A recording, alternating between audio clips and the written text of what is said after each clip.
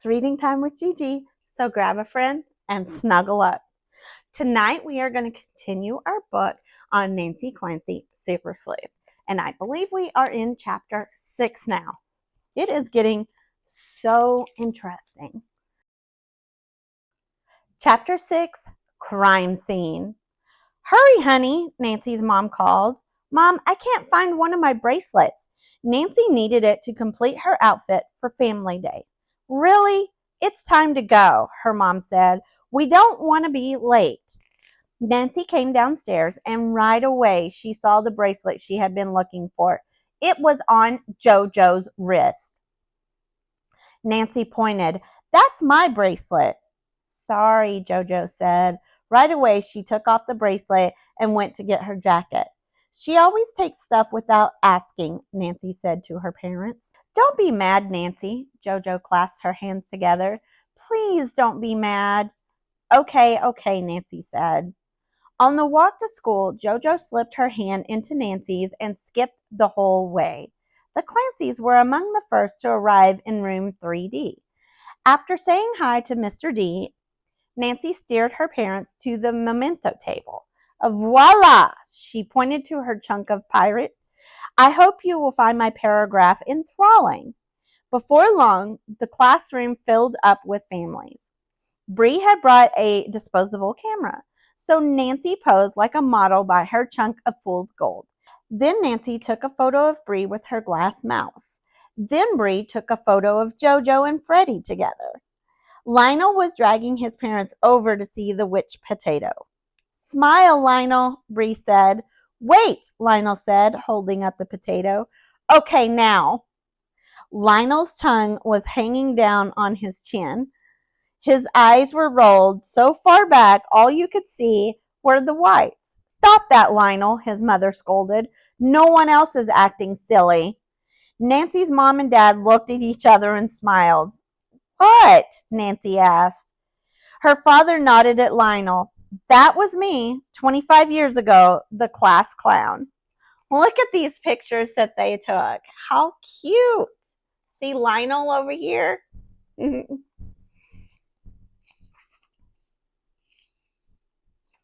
here is their classroom with all of their mementos on Family Day. Bree snapped more pictures of kids in their mementos. Then they joined a bunch of kids at the snack table while Mr. Dudini talked to the parents. I am so glad we could share our mementos with you, he said.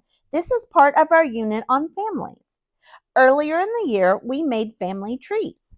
Soon each child will begin writing an autobiography.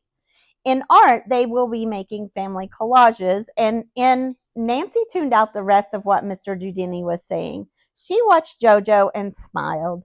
JoJo was taking Yoko's little sister around the memento table.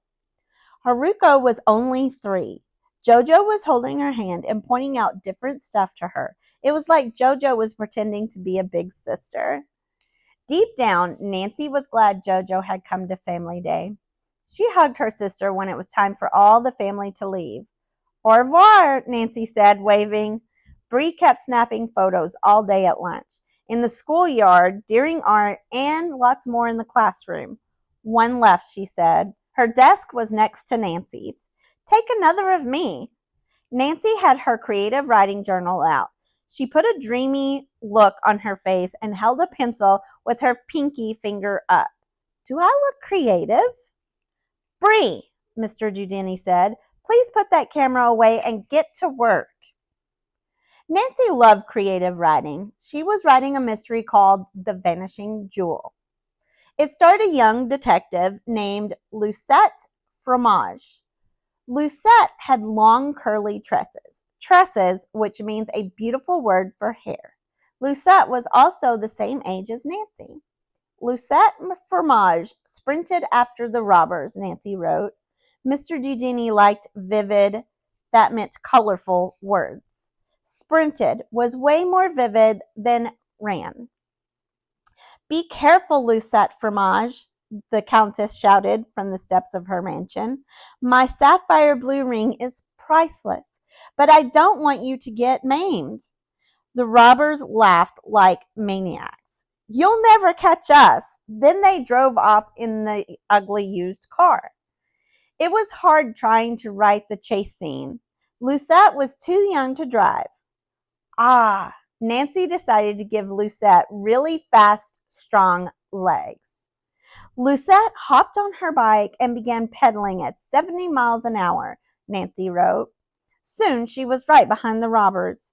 At one point, Nancy turned around and looked up. Mr. Dudini was standing behind her desk. He was reading over her shoulder. Superb, he said. Dudes, listen to all the vivid words Nancy has used, Mr. Dudini said.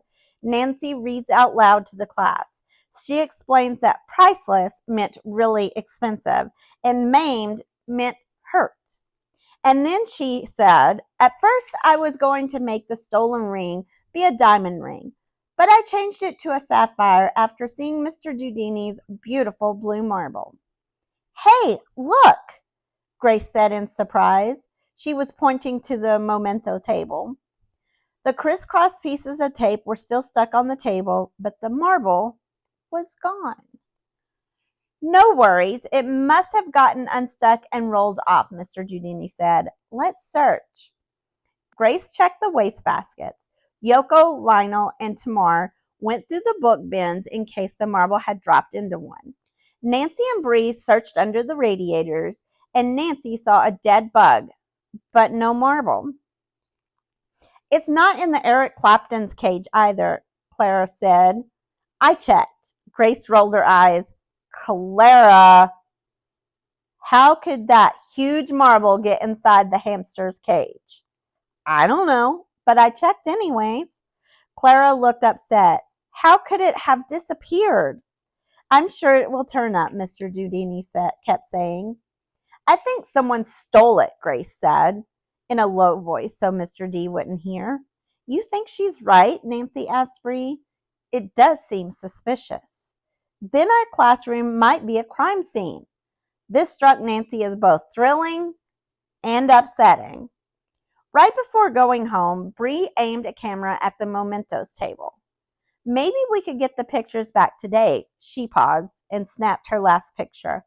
Who knows? There could be a clue. Ooh la la! Now Nancy and Bree had two mysteries to solve: the secret of the twins and the case of the missing marble. Ooh, that is it for chapter 6.